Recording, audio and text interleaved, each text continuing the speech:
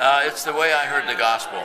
I mean, it's the specific way, so I feel that I'm responsible to take seriously what is gospel in it and to edit out of it what isn't. I've learned to be honest. That's one thing I appreciate. Another thing is the baptism of all believers.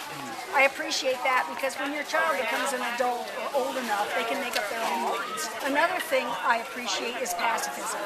Learning to settle disputes or come to some common agreement without feeling that you need to be violent and push your way on someone.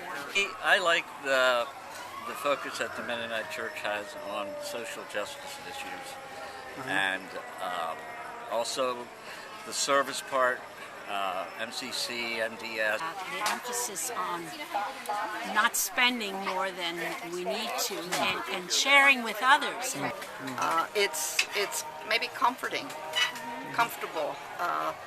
You don't have to live up to the Joneses. I remember as a girl growing up from my parents and grandparents is the singing that we did.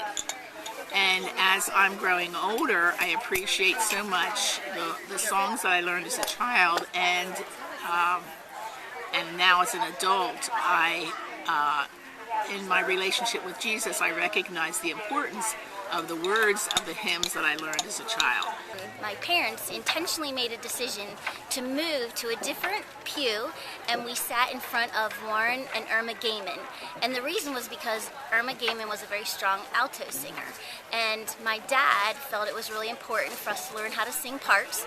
And so I can remember him saying, just listen to Irma and try to sing what she sings. And that's how I learned to sing an alto part. I've only known about Mennonites since 1989.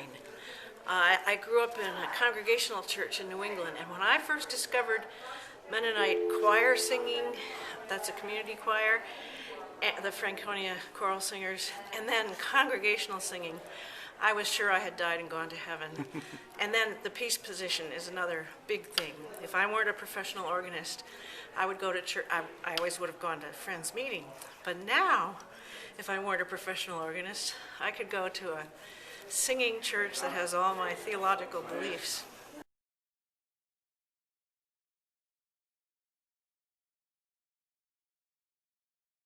It has been an incredible resource for me in the things that I've done over the years.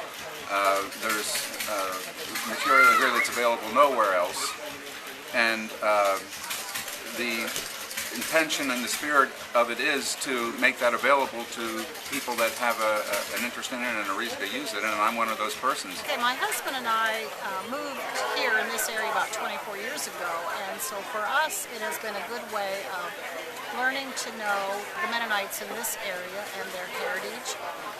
We both grew up Mennonites, so we enjoy that aspect of it. It's a wonderful story, and it's a story that needs to be told and preserved and saved.